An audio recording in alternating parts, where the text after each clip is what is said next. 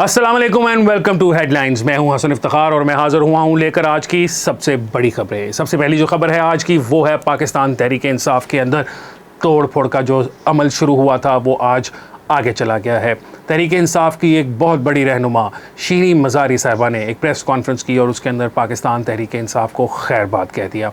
शीरी मज़ारी साहिबा के बारे में मैं आपको बताता चलूँ कि वो पाकिस्तान तहरीक इंसाफ के साथ बहुत देर से वाबस्ता हैं। एक मरतबा पहले भी शीरी मज़ारी साहिबा पाकिस्तान तहरीक इंसाफ को छोड़कर चली गई थी, लेकिन फिर उन्होंने दोबारा से पाकिस्तान तहरीक इंसाफ को ज्वाइन कर लिया।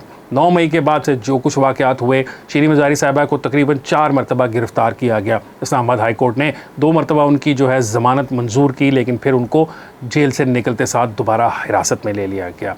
शीरी मज़ारी साहिबा ने आज अपनी प्रेस कॉन्फ्रेंस के अंदर ये कहा कि वो किसी किस्म की तशद्दुद की जो कार्रवाइयाँ हैं उसकी सपोर्ट किसी सूरत नहीं कर सकती, और जो रियासती इदारे हैं, रियासत के जो ऐसे इदारे हैं जिनसे रियासत की जो प्रेस्टीज है वो एट स्टेक पे आ जाए, वो पार्लियामेंट हाउस हो, वो सुप्रीम कोर्ट हो, वो इस तरह फ़ौजी तनसीबात हों, उन पर वो हमलों को किसी सूरत जस्टिफाई नहीं कर सकती। शीरी मज़ारी साहिबा ने यह भी कहा कि वो पाकिस्तान की सियासत से ही किनारा कश हो रही हैं। उनका पाकिस्तान की सियासत के अंदर इंटरेस्ट ख़त्म हो चुका है। जो लोग नहीं जानते उनके लिए मैं बताता चलूँ कि शीरी मज़ारी साहिबा जो हैं वो पाकिस्तान तहरीक इंसाफ के अंदर एक हॉक की सूरत में थी।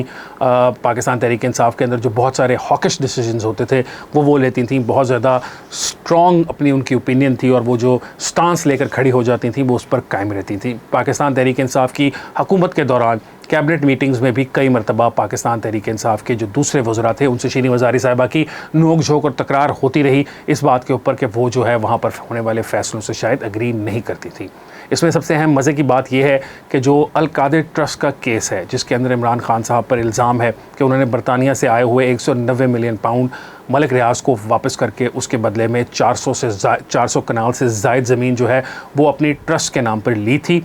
उस केस के बारे में जब उस वक़्त कैबिनेट के अंदर ये डिसीजन हो रहा था कि इसको साइन करना है, कैबिनेट का अप्रूवल लेना है, उस लेटर का जो एनसीए ने पाकिस्तान हुकूमत को लिखा था और बंद लिफाफे में कैबिनेट में पेश किया गया, उसके अंदर भी शीरी मज़ारी साहिबा जो हैं उन्होंने उसकी मुखालफत की थी। शीरी मज़ारी साहिबा की बेटी जो है ईमान हाजिर मज़ारी, वो पाकिस्तान तहरीक इंसाफ के दौरे हुकूमत में बहुत ज़्यादा क्रिटिसिज्म करती रहीं पाकिस्तान तहरीक इंसाफ के ऊपर। इसकी वजह से शीरी मज़ारी साहिबा को पार्टी के अंदर भी मसाइल का सामना था, लेकिन अब फाइनली अब आकर शीरी मज़ारी साहिबा को यह एहसास हो गया कि पाकिस्तान तहरीक इंसाफ ने जो मुतशद्दिद रवैया अख्तियार किया 9 मई को वो बिल्कुल गलत था। आज की प्रेस कॉन्फ्रेंस उन्होंने की।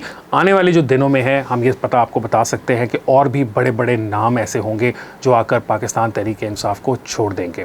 आप जानते हैं कि पाकिस्तान तहरीक इंसाफ को ताहाल आमिर कियानी साहब जो उनके जनरल सेक्रेटरी थे वो छोड़ चुके हैं। इसी तरह जो मलिक अमीन साहब थे अटक से, जो पाकिस्तान के अंदर ग्रीन पाकिस्तान इमरान खान साहब का जो प्रोग्राम था उसको चलाते थे, वो भी पाकिस्तान तहरीक इंसाफ से किनारा कशी इख्तियार कर चुके हैं। बल्कि उनको तो जब सोशल मीडिया के ऊपर पाकिस्तान तहरीक इंसाफ के जो लोग हैं उन्होंने ट्रोलिंग करनी शुरू की उनकी और किया, तो उन्होंने ये बड़ा क्लियरली कहा कि मुझे आप मत छेड़ें, अगर आप मुझे छेड़ेंगे तो मैं पब्लिकली ये बताने पर मुझे मजबूर हो कर दिया जाएगा कि ये सब कुछ 9 मई का जो प्लान था ये कैसे किया गया।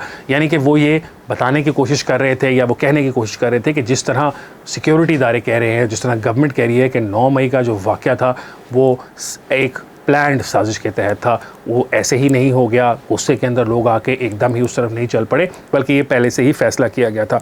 आने वाले दिनों में और बड़े नामों को भी एक्सपेक्ट किया जा रहा है। बहुत सारी ऐसी चहमगोहियाँ चल रही हैं, बहुत सारी सरगोशियों में बातें की जा रही हैं कि जैसे शायद शाह महमूद कुरैशी साहब जो हैं वो वाइस चेयरमैन है पाकिस्तान तहरीक इंसाफ के, शायद वो भी किसी वक्त पाकिस्तान तहरीक इंसाफ से किनारा कशी इख्तियार कर लें। ये सब कुछ जो हो रहा है पार्टियों के सियासी जमातों की तोड़ फोड़ का सिलसिला किसी सूरत अच्छी चीज़ नहीं है, लेकिन 2016, 17 और 18 के अंदर जब पाकिस्तान के अंदर पाकिस्तान मुस्लिम लीग नून की इसी तरीके से तोड़ फोड़ का अमल था तो पाकिस्तान में पाकिस्तान तहरीक इंसाफ उसको बहुत पसंद करती थी और वो कहती थी कि ये लोग अपने ज़मीर की आवाज़ पर पार्टी छोड़कर जा रहे हैं। आज जब पाकिस्तान तहरीक इंसाफ से लोगों के जाने का सिलसिला शुरू हुआ तो पाकिस्तान तहरीक इंसाफ के लीडरान, रहनुमा और इमरान खान खुद भी शायद ये कहने पर मजबूर हो रहे हों कि उन पर कोई प्रेशर है जिसकी वजह से ये लोग जा रहे हैं।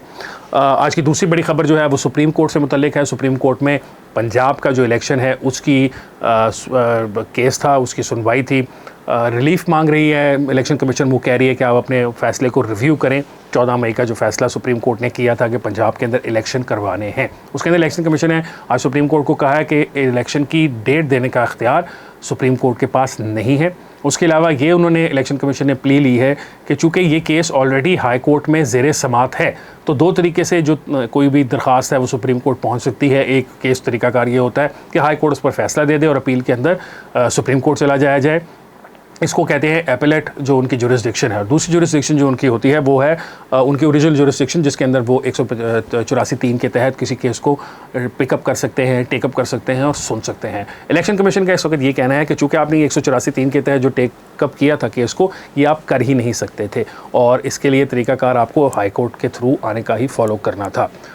3 रुकनी बेंच है, चीफ जस्टिस उमर अता बंदयाल साहब जो हैं उसकी सरबराही कर रहे हैं, एजाजुल एहसन साहब और दो उनके साथ हैं। लगता है ऐसा है शायद, क्योंकि अब तो 14 मई की डेट भी गुजर चुकी है, लगता है कि ये मामला मज़ीद ड्रैग ऑन होगा अदालत के अंदर। इसके ऊपर अदालत ने इलेक्शन कमीशन से भी कहा है, वो भी अपने रिटर्न दे। इलेक्शन कमीशन ने ये भी कहा है कि हमारे पास चूँकि जो तमाम दूसरे सियासी जमातें हैं उनके जो मौक़िफ़ हैं वो अभी तक नहीं आ पाए, तो इसलिए हमें भी टाइम दिया जाए। कल तक के लिए समात को मुलतवी कर दिया गया है। कल जब समात दोबारा शुरू होगी तो देखते हैं कि इसके अंदर क्या होता है। हमारा जो आज का तीसरा टॉपिक है वो है पाकिस्तान मुस्लिम लीग नून के बारे में। पाकिस्तान मुस्लिम लीग नून जो है इस सारे अरसे के अंदर हुकूमत में थी, इकॉनमी को मैनेज कर रहे थे, इमरान खान को मैनेज कर रहे थे। ये सब मैनेज करते करते उनकी जो अपनी सियासी जमात है उसके हालात काफ़ी ज़्यादा बुरे हो चुके हैं। पाकिस्तान तहरीक इंसाफ की जो पंजाब में पॉपुलैरिटी है, जो पाकिस्तान के दीगर इलाकों में पॉपुलैरिटी है, उसका मुकाबला करने के लिए मुस्लिम लीग नून के पास ताहाल कोई प्लान नहीं है। कल मुस्लिम लीग नून के जो लीडर हैं और साबिक वज़ीर आला पंजाब हमज़ा शहबाज शरीफ साहब, वो तकरीबन 3 महीने के अरसे के बाद टेलीविज़न की स्क्रीनों पर नज़र आए, जब वो शोहदा के मज़ार पर गए और वहाँ पर उन्होंने जाके फातिहा ख्वानी की और कुछ सियासी गुफ्तगू भी उन्होंने वहाँ पर की।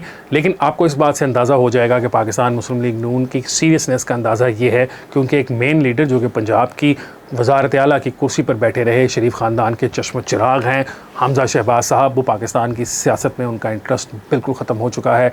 और पाकिस्तान मुस्लिम लीग नून शायद इस इंतज़ार में है कि कोई और आकर इमरान खान को उनके लिए रास्ते से हटा दे। अब इमरान खान साहब जो हैं उनको रास्ते से हटाना क्या इतना ही आसान होगा? क्या उनको बहुत आराम से हटा दिया जाएगा? ये बातें तो आने वाला वक्त ही बताएगा। एक और अहम बात जो आज हम डिस्कस करना चाहते हैं वो ये है कि 9 मई के वाक़यात के अंदर जो लोग गिरफ़्तार हुए उनमें बहुत सारे लोगों की तादाद शायद ऐसी भी होगी जो किसी तोड़ फोड़ और जलाओ घिराव के अंदर शामिल नहीं रहे। जो हुकूमत है उसके लिए ये लाजिम है कि वो इस चीज़ को इंश्योर करे कि कोई शख्स ऐसा जो सिर्फ वहाँ पर था उसको किसी मिलिट्री कोर्ट में या किसी एंटी टेररिज्म कोर्ट के अंदर सज़ा ना दी जाए, बल्कि उनको जो सिविलियन कोर्ट्स में उनके ख़िलाफ़ अगर कोई मुकदमा बनता है तो वो चला जाए। वैसे पीसफुल प्रोटेस्ट करने के ऊपर दुनिया भर में कहीं पे कोई मुकदमात नहीं किए जाते, सिर्फ जो पुरतशद्दुद कार्रवाइयाँ हैं उनके लिए दुनिया भर के अंदर कार्रवाइयाँ की जाती हैं। हमारे बहुत सारे जो दोस्त हैं, अहबाब हैं, सहाफ़ी हैं, वो शायद ये बात भूल जाते हैं। हमारे बहुत सीनियर सहाफ़ी हैं, उन्होंने पिछले दिनों एग्ज़ाम्पल दी हुई थी कि फ़्रांस के अंदर जब राइट्स हुए तो वहाँ पर पुलिस ने कुछ नहीं किया। ये बिल्कुल गलत बात है, ऐसा नहीं है। फ्रांस के अंदर 2017 के अंदर जब बहुत बड़े राइट्स हुए थे तो तकरीबन 10,000 लोग ऐसे थे जिनको गिरफ़्तार किया गया था।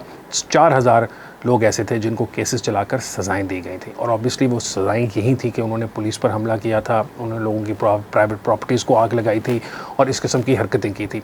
इसी तरह का एक वाक़या बरतानिया के अंदर भी हुआ था, जब एक सियाफ़ाम शख्स के ऊपर जो तशद्दुद था पुलिस का, उसके ख़िलाफ़ मुज़ाहरे शुरू हुए तो उन्होंने भी राइट्स की सूरत अख्तियार कर ली और पूरे लंदन शहर को जला दिया गया। बरतानवी हुकूमत ने CCTV फुटेज की मदद से लोगों को आइडेंटिफाई किया और उनके ख़िलाफ़ कानूनी केसेस चलाए गए, कार्रवाई की गई और उनको सज़ाएँ दिलवाई गई। ऐसी एक और एग्ज़ाम्पल अमेरिका के अंदर भी मौजूद है, जहाँ पर अमेरिका के जब हाउस ऑफ पार्लियामेंट के ऊपर हमला हुआ डोनाल्ड ट्रंप के साथियों की तरफ से, तो उसके अंदर भी तमाम लोगों को गिरफ़्तार किया गया, उनके ख़िलाफ़ केसेस चलाए गए और कई लोगों को तो लंबी सज़ाएं जो हैं वो भी दी गई। दुनिया भर के अंदर ऐसा होता है, पीसफुल प्रोटेस्ट का राइट सबको होता है, लेकिन ऐसा नहीं हो सकता कि आप लोगों को जलाओ घिराओ की पर उकसाएँ, उनको इंतशार की तरफ लेकर जाएं और बाद में आप ये कहें कि ये हमारा राइट टू जो प्रोटेस्ट है वो था जिसकी वजह से हमने ये सब कुछ किया। इसमें बहुत बड़े बड़े नाम भी आ रहे हैं, मैं नाम नहीं लेता, लेकिन बहुत सारे ऐसी फैमिलीज़ हैं, ऐसे बहुत सारे लोग हैं जो ख़ुद को समझते थे कि शायद वो अनटचेबल्स हैं और वो शायद इसी सोच के अंदर चले गए वहाँ पर और वहाँ जाकर उन्होंने तोड़ फोड़ के अंदर कोई हिस्सा लिया और अब जब गिरफ़्तारियों का वक्त आ गया है तो वो लोग जो हैं वो परेशान घूम फिर रहे हैं। उमर चीमा साहब की स्टोरी है, उसके मुताबिक एक ऐसी ही खातून हैं जिनकी मदद करने के लिए पाकिस्तान के वज़ीर आज़म साहब भी मैदान में उतर चुके हैं, शहबाज शरीफ साहब जो हैं वो अपने एक दोस्त की बहू को बचाने के लिए भरपूर कोशिश कर चुके हैं, उन्होंने फ़ौजी इदारों से बात भी की है, लेकिन चूँकि फ़ौजी इदारे ये कहते हैं कि उन खातून के ख़िलाफ़ सबूत मौजूद हैं, इसलिए उनके ख़िलाफ़ कार्रवाई की जाएगी। तो इससे ये साबित होता है कि रियासत पाकिस्तान अगर चाहे तो तमाम लोग जो हैं जो कानून तोड़ते हैं उनको गिरफ़्तार कर सकती है। इसमें सिर्फ थोड़ा सा हमारा जो एक कंसर्न है वो ये है कि ऐसे बहुत सारे लोग होंगे जो कि गरीब बैकग्राउंड से हैं, जिनको शायद इतना अंदाज़ा नहीं था कि जो कुछ उनके पार्टी लीडर उनको हल्लाशेरी देकर करवा रहे हैं उसके नताइज उनके लिए क्या निकलेंगे। तो हुकूमत को और फ़ौज पाकिस्तान को भी उन लोगों के लिए कुछ नरम गोशा रखना चाहिए।